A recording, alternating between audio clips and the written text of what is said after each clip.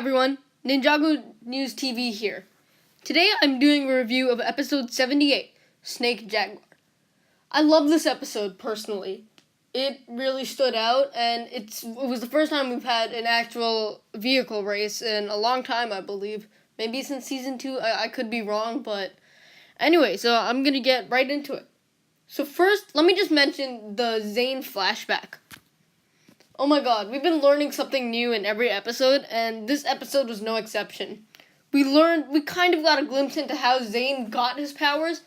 I assume that the Master of Ice delivered something that perhaps gave Zane powers, perhaps passed down powers. Anyway, Sensei Wu visits Dr. Julian, and I love that we're seeing Sensei Wu in these flashbacks. We're seeing how the ninja first met Sensei Wu, and yeah, I mean, I love this. So anyway, yeah. So the episode starts out with kind of Lloyd and the other ninja looking around for Zane. However, they don't really succeed, but they soon learn what he's doing and stuff. Anyway, but this was the only time Lloyd, Kai, and Jay had their lines in the entire episode. That was one con about this episode. We didn't even see them at all. I didn't really like that, but, hey, it's okay. It was all about Zane, this episode. We'll see the others in more episodes later on. Anyway, so we get to see Cole. He's been captured by the Sons of Garmadon, and he witnesses two members bringing in something in a mysterious chest. We later learn it's the baby, but Cole finally learns that they're gonna resurrect Garmadon. This is the first time that he learns that. So that's really big for him, and we can see his surprise. Meanwhile, we see Zane, who's being taken to the Sons of Garmadon headquarters, I guess. I'm assuming it's underground. It's a lot like the underground fight club in, Chen's Island, except I think this is under a train station, I guess. I'm not sure. We'll get more clarity later on, hopefully. But anyway, Zane meets the big man, or Kilo, who I will be doing a character analysis on later. Anyway, let me just mention, Kilo is truly an amazing character. We had a lot of anticipation for him, and he didn't fail to deliver. He really didn't. That I'll be discussing later in this video, as well as in the character analysis. So we meet Kilo, and he and Zane exchange a few taunts before eventually Kilo decides to let Zane ride on, actually, Ultraviolet's bike. Anyway, we can see Ultraviolet's really annoyed when she discovers that her bike is being lent to Zane, but anyway, she has to listen because the Quiet One apparently wants her at the hideout or headquarters. But anyway, let me just say, our first glance at Kilo, he's an amazing character. So then Zane manages to disguise himself and visit Cole. One thing that I'm not really a huge fan of is Zane being able to disguise as anyone. I mean, couldn't he just disguise as Ultraviolet and then try to visit the Quiet One? I'm not really liking this disguise feature of his. It really, if you thought about it, he could just disguise as anyone, and he could sneak in and visit the Quiet One right away. Well, actually, no, that's not true, since they don't know who the Quiet One is. But even if he did disguise as one of the generals, he'd have a lot more information. So anyway, Ultraviolet starts a race with the ride or die quote. We can see Mr. E's riding, Kilo's riding, a bunch of other people, Snake Jaguar / Zane, of course. But then Ultraviolet the phone rings and someone calls. So Ultraviolet runs over, and at first she says, "What do you want?" or something rude like that.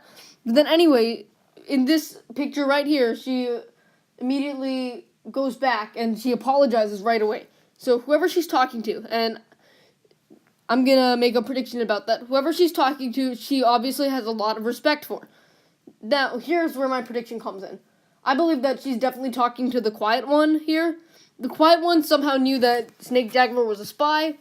And anyway, yeah, so she's talking to the Quiet One in this image right now.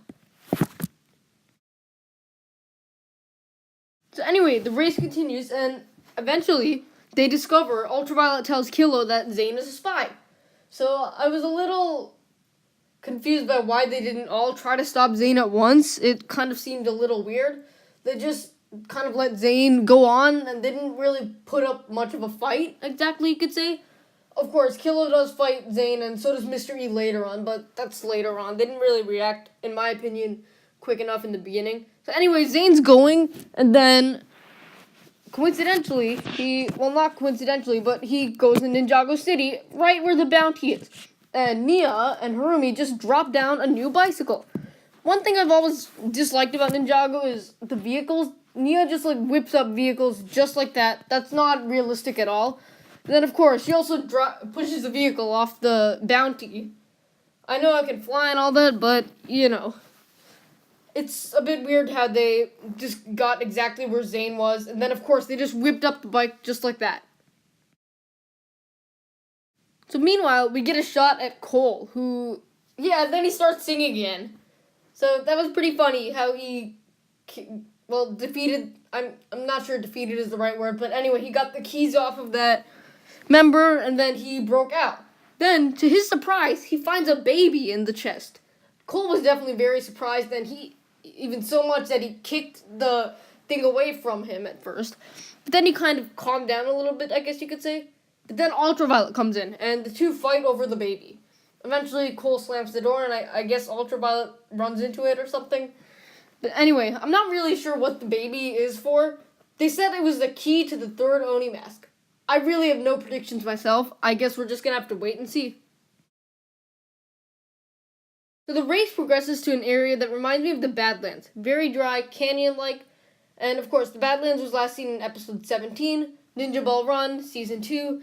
Anyway, like I mentioned earlier in this video, I love this episode because it's the first episode where we had the race as the main focus since Ninja Ball Run, of course, in season 2. I like this episode a lot because races are really fun to see in Ninjago especially. They do a great job of executing that. Anyway, so Killer realizes that Zane's still there, so he puts on the Mask of Deception. Let me just say, he's so intimidating with this mask. The mask, the looks of it, the color, it really fits his character. The powers. This is probably the most powerful mask of the three, in my opinion. It's gravity, right? He can throw spikes out of the ground, lifted up Zane's bike. Anyway, then Killer pins the blame on Mr. E, and he leaves Mr. E to fight Zane. And Killer escapes. I'm guessing we'll see him in the next episode. So the end of this episode resulted in not only a cliffhanger, but a major discovery too. Zane faces Mr. E, and eventually both of their bikes are driven into a huge valley. Well, not valley, but pit, I guess you could say. And they both escape. Barely. They barely escape. Anyway, Zane makes a huge discovery. Mr. E's arm falls off, and you can see sparks flying up. And Zane deduces that Mr. E is a Nindroid. This was a huge discovery, because everyone had all of these huge theories about Mr. E being the Overlord, Pythor, Time Twins, whatever. All those theories probably just went out the drain. So, I personally don't mind this. I know other people may be disappointed, but I'm not. I don't think Pythor would fit Mr. E, because he's already really done that in Season 3 before. I don't think the Overlord would fit him either, but yeah, I'm satisfied with this. And the episode ends. One thing I didn't like about this episode was the lack of team, I guess. Kai, Jay weren't there. Cole was there a little bit. Nia, no. Harumi, no. Lloyd, no. But overall, the race itself made up for this. So thank you guys so much for watching. If you enjoyed, leave a like, subscribe, and share it with anyone and everyone you knew. A Kilo character analysis will be up next, along with a crazy theory about Harumi and Hutchins and the Quiet One. Thank you guys so much for watching, and have a good day.